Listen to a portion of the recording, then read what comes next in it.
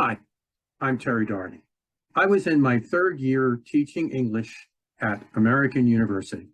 I was teaching mostly Chinese students while soldiering through what seemed to be the worst flu of my life. Abruptly, it was suddenly time to upgrade my PowerPoint and video skills, way beyond what had previously worked. I learned a lot of tricks very quick. This video is my way of passing those skills forward to educators who want to become effective and efficient with PowerPoint. Transition aimed for smooth changes from one slide to another.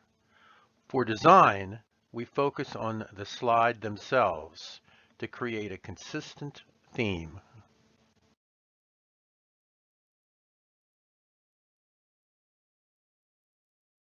Design is aimed more at creating your look from color, text, style, and shapes in your presentation.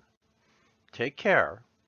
It will impose changes on all your slides, so check on the guide on your left to assess the overall effect.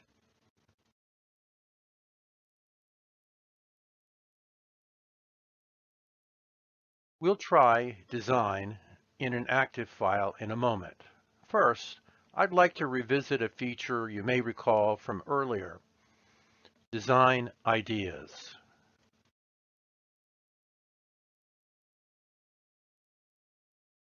Design ideas lets you quickly see various design layout for a specific slide and implement them instantly. Now, we'll try these design features in an active file.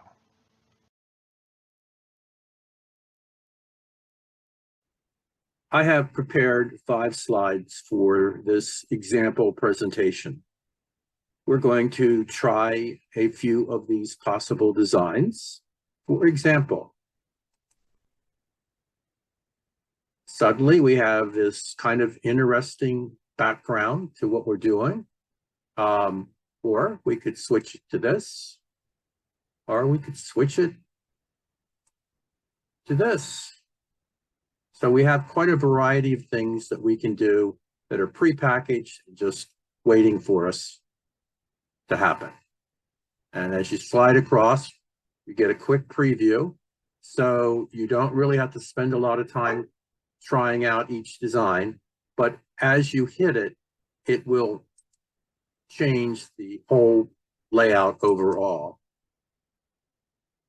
Okay, that's one approach to design. Now we can get down and get into the detail a little bit. Over under slide size, you can choose whether you want a standard or whether you want a widescreen or you want to create a custom slide. So you can determine that for yourself as you go along. Generally speaking, I don't mess with this one. Format gives you the opportunity to actually change that background so that you can go in and, for example, choose a solid figure and you can choose patterns, and then you can choose to apply to all, so that it's very easy to change your background from one thing to another and apply to all. Those are the key features that you have available for design, and they're pretty powerful, they're pretty effective, and they're pretty quick. Now, let's take a look again at our old friend, design ideas. Because as you can see on the side, design ideas is always ready to give us a suggestion. Let's take a look at our first slide. Okay, at our first slide, we could accept the design on the right that looks like this, or this, or this, or this, and it goes on. So generally, you'll have a good number of designs. As you can see, this is just applying to one slide at a time, And that's generally the best way to use it because it's designed around the configuration of headlines and pictures that are in your slide.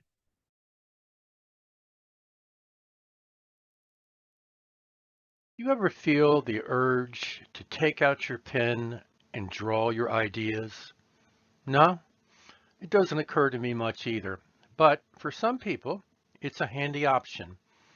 If you think better while you are drawing, or if you're a mathematician, you may like draw. The main action is around a set of drawing tools, which act as pens, pencils, and highlighters. You have a varied palette of colors, and some, as you see, don't fit the description of basic colors. 3 pens are designated red, black, and blue, but can be changed to any color shown on the palette. On the same palette, you can select a size for your pen to fit the task. To the left of the drawing tools are the moving and undrawing tools. The arrow will select anything on your slide. The ink lasso will only select hand-drawn drawing objects. And finally, the eraser can be used to selectively remove points, segments, and strokes. Drawing freehand is fine, but you may want to tidy up. One of the 3 convert tools will convert ink text to type fonts. Another will turn your shapes into more precise figures. There is also something for mathematical symbols, but we are not going to wade in that far. Even if you are drawing freehand, a straight edge could be useful. So select the ruler and use it to guide your pen. If you place your pointer on the ruler compass and spin the wheel on your mouse, it will change angles. We're going to take a look at these 3 tools right now. As you recall, we have 2 modes for making selections, and we have our special little handy dandy eraser. So let's start with the selections. If we choose the arrow, we can go down and we can surround these 2 figures, one mechanically drawn, one hand drawn, and we can move them around. No problem, no difficulty whatsoever. If we want to click and superimpose them, so go back to grab the arrow, and it'll still pick them up and move them around. No confusion. Okay, but let's say that sometimes we want to be able to separate those hand-drawn figures from the mechanical drawn figures. In that case, we go up and grab the loop.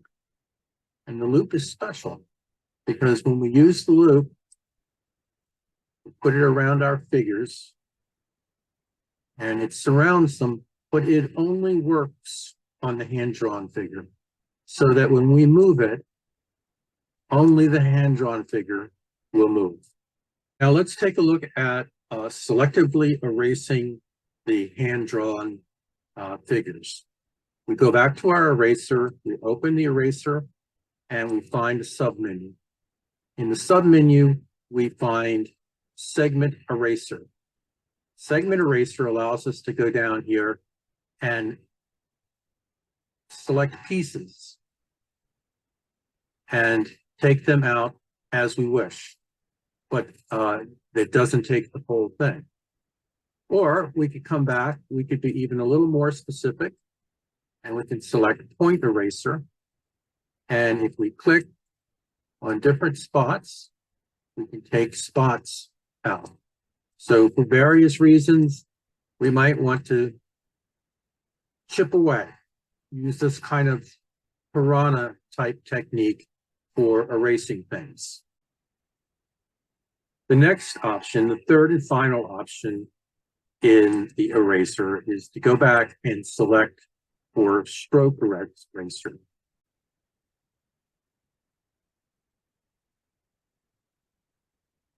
Now I'm going to take a look at our ability to convert both letters and shapes from hand-drawn to mechanical.